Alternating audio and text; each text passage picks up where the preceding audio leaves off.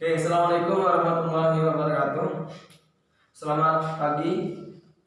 Gimana kabarnya kalian semua? Alhamdulillah baik ya. Oke, jadi sebelum saya memulai pelajaran hari ini, yaitu pelajaran ekonomi, alangkah baiknya kita berdoa terlebih dahulu. Semoga apa yang kita pelajari itu bisa menjadi bekal yang berguna buat kita semua di masa depan yang akan datang. Berdoa dimulai.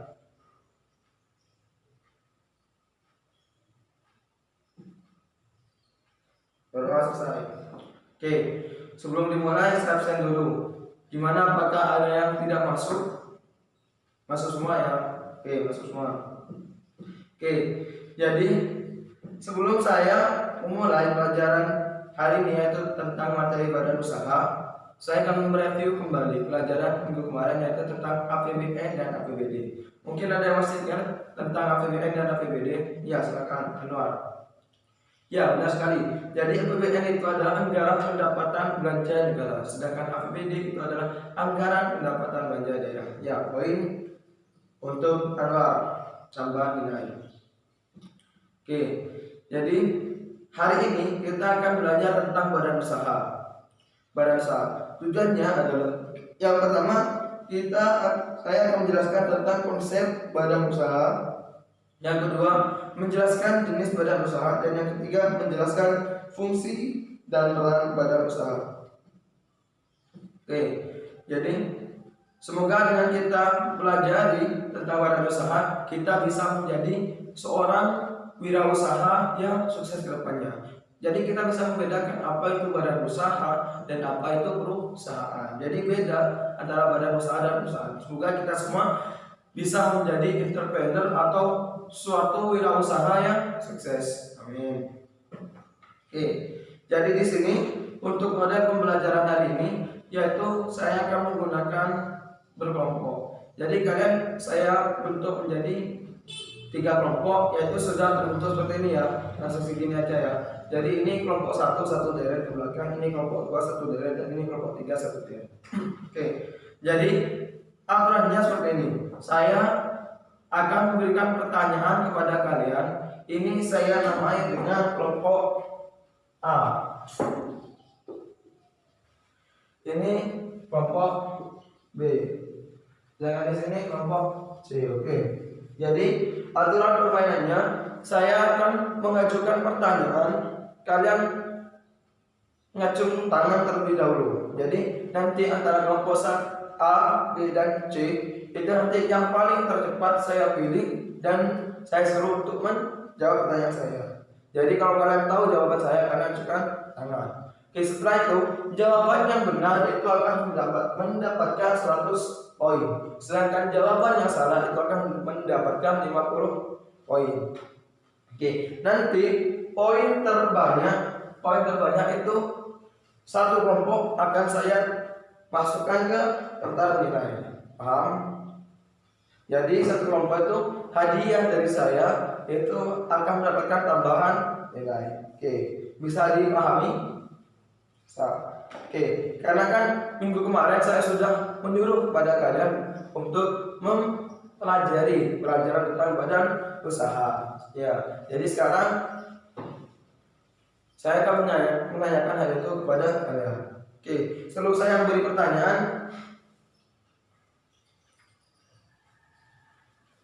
oke, kita lanjut ya. Untuk pertanyaan yang pertama, apa yang dimaksud dengan badan usaha? Ya, silakan kelompok C.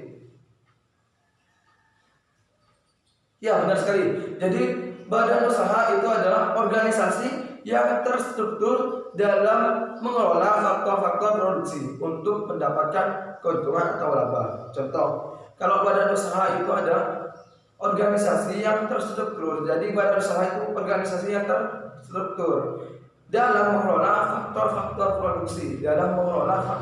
produksi, untuk nantinya itu mendapatkan keuntungan atau laba.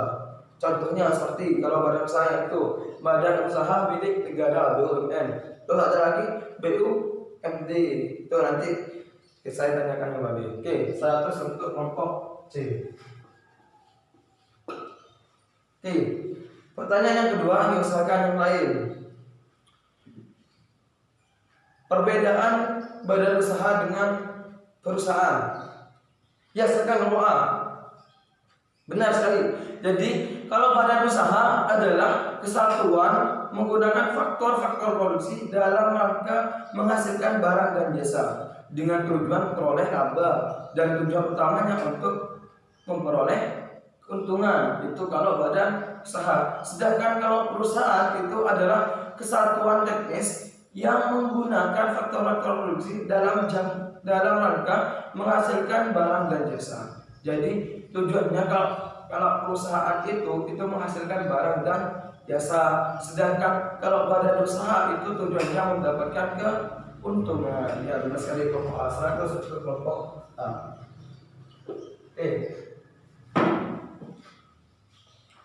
Selanjutnya, pertanyaan yang ketiga. Sebutkan jenis badan usaha menurut aktivitas yang dilakukan. Ya, silakan nomor C lagi. Ya, kurang tepat. Silakan. Ya, kelompok B. Ya, benar sekali. Jadi, kelompok badan usaha itu dibagi menjadi 5. Yang pertama, badan usaha ekstraktif. Yang kedua, badan usaha agresif. Yang ketiga, badan usaha industri. Dan yang keempat, badan usaha perdagangan. Yang terakhir adalah badan usaha jasa. Ya, 100 untuk kelompok B. Karena tadi kelompok C itu salah, makanya di sini jadi dikurangi 50. Oke. Selanjutnya yaitu pertanyaan selanjutnya. Ya, lebih cepat lagi ya. Sebutkan jenis badan usaha berdasarkan kepemilikan modal. Ya, silakan kelompok C. Benar sekali. Jadi untuk berdasarkan kepemilikan modal itu ada 3. Yang pertama BUMN, BUMS, BUMD, terus badan usaha campuran, dan yang keempat, yang kelima itu adalah koperasi. Ya, benar sekali. Oke, 100 untuk kelompok C. Kelompok C ternyata semuanya aktif sukanya. Oke, selanjutnya pertanyaan yang selanjutnya itu tentang BUMN itu dibagi menjadi 3. Sebutkan. Ya, silakan kelompok B. Kurang tepat. Silakan kelompok A. Ya, benar sekali. Jadi BUMN itu dibagi menjadi 3. Yang pertama ada Perum atau perusahaan umum. Yang kedua ada Persero atau perusahaan perseroan. Sedangkan yang ketiga ada Perjan atau perusahaan jabatan. Oke, jadi saya jelaskan dulu. Perum itu adalah perusahaan negara yang bersifat dalam bidang umum atau badan usahanya itu bergerak dalam bidang umum. Sedangkan Persero atau perusahaan perseroan itu adalah BUMN yang pada pencarian laba. Jadi BUMN tersebut itu pada pencarian laba dengan memberikan pelayanan bagi masyarakat. Contohnya BRI. BRI itu ada termasuk BUMN negara. Dia bergerak dalam bidang penyimpanan jasa. Yaitu menyimpan uang di bank. Dan keuntungannya itu dalam bidang laba. Sedangkan yang ketiga itu ada perusahaan jawatan atau Perjan. Jadi semua modal itu menjadi milik pemerintah. Itu seperti PT KAI atau Kereta Api Indonesia. Ya. Oke, pertanyaan selanjutnya yaitu ada yang keenam, sebutkan 4 jenis BUMS. Ya, silakan kelompok B. Benar sekali. Jadi yang pertama itu ada firma, badan usaha yang didirikan oleh minimal 2 orang yang bertanggung jawab penuh terhadap perusahaan. Tuh. Sedangkan yang kedua itu ada CV. Benar sekali dari kelompok 2. Badan usaha yang didirikan berdasarkan rasa saling percaya. Sedangkan yang ketiga itu ada perseroan terbatas atau PT.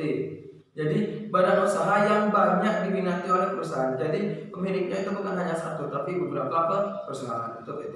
Sedangkan yang selanjutnya ada yayasan atau badan usaha yang tidak mencari keuntungan saja. Jadi lebih kepada kepentingan sosial dan berbadan hukum. Oke, 100 untuk kelompok B. Oh iya, barusan lupa. Kelompok B dikurangi 50. Sedangkan kelompok A. Oke. Pertanyaan selanjutnya, jelaskan apa yang dimaksud dengan koperasi. Ya, silakan kelompok B lagi. Ya, benar sekali. Jadi koperasi adalah jenis badan usaha yang beranggotakan orang atau badan hukum yang berlandaskan asas kekeluargaan. Jadi koperasi itu berlandaskan dengan asas keluargaan, jadi sifatnya itu saling gotong royong. Ya, 100 untuk kelompok B. Oke, selanjutnya. Ya, silakan. Kenapa? Oh ya, silakan di sini. Oke. Sebutkan fungsi dari badan usaha. Ya, kelompok C, silakan. Ya, benar sekali. Jadi ada dua fungsi. Yang pertama fungsi kemensilan yang meliputi fungsi operasional dan fungsi manajerial. Sedangkan yang kedua itu ada fungsi sosial meliputi penyediaan kesempatan kerja, pengangkatan kualitas lingkungan hidup, sedangkan dan fungsi pertumbuhan ekonomi. Benar sekali. 100 untuk kelompok C.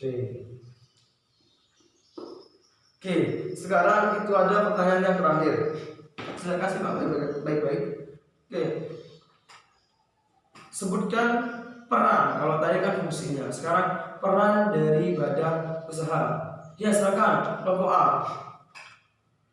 Benar sekali. Jadi peran dari badan usaha yang pertama yaitu memberikan sumbangan bagi perekonomian nasional. Jadi dengan adanya badan usaha, kita itu pasti sedikit banyaknya itu akan menyumbang perekonomian yang lebih baik dan baik lagi, seperti itu nasional. Sedangkan yang kedua yaitu ada meningkatkan lapangan kerja untuk mengurangi pengangguran. Dengan adanya badan usaha, maka kita itu membantu pemerintah dalam mengurangi pengangguran.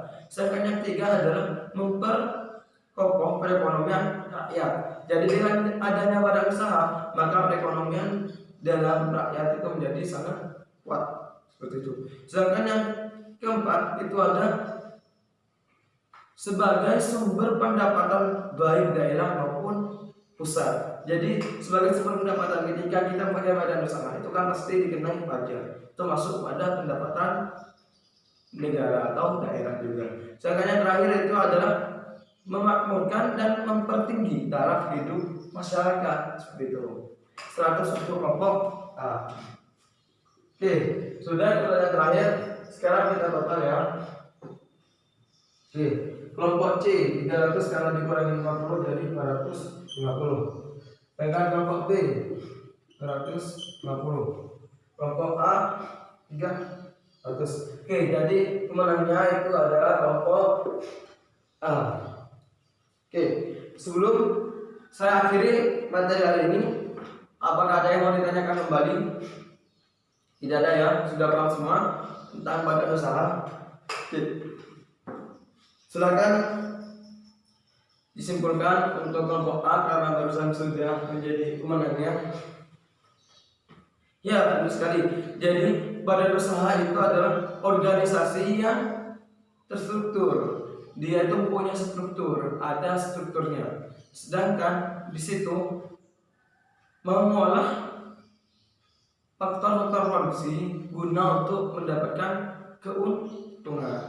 Sedangkan dalam suatu negara itu ada beberapa